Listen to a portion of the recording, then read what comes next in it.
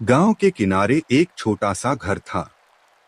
उस घर में रहने वाला युवक बहुत मेहनती था, पर उसके जीवन में कभी सुख टिक कर नहीं आया।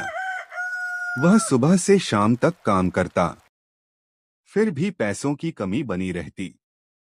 रिश्ते धीरे धीरे दूर होने लगे और हर रात वह छत की ओर देखकर एक ही सवाल पूछता, भगवान, मैंने किसी का बुरा नहीं किया, फिर मेरे साथ ही ऐसा क्यों होता है।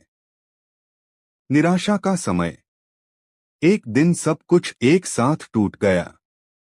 काम छूट गया, घर में बीमारी आ गई और अपनों ने भी हाथ खींच लिए।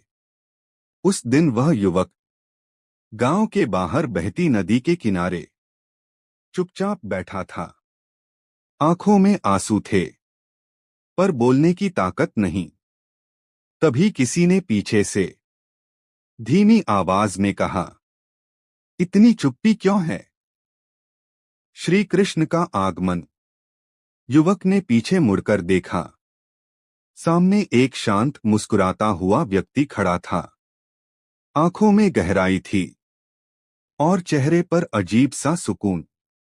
युवक बोला, जब जीवन ही सवाल बन जाए तो जवाब कहां से लाऊं।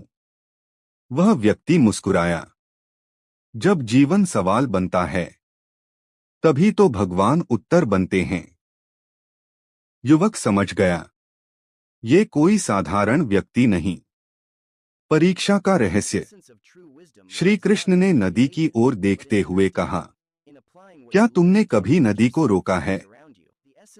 युवक बोला, नहीं। कृष्ण बोले, फिर जीवन को रोकने की कोशिश क्यों कर रहे हो। युवक की आंखों से आंसू गिर पड़े। उसने कहा, मैं थक गया हूँ प्रभु। कृष्ण बोले, थकना मना नहीं है, रुक जाना गलत है। जीवन की सबसे बड़ी सीख।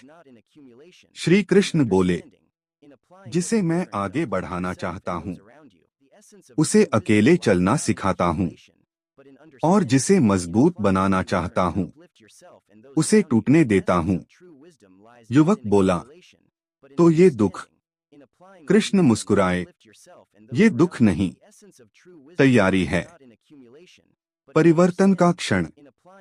उस दिन के बाद युवक ने हालात को दोष देना छोड़ दिया।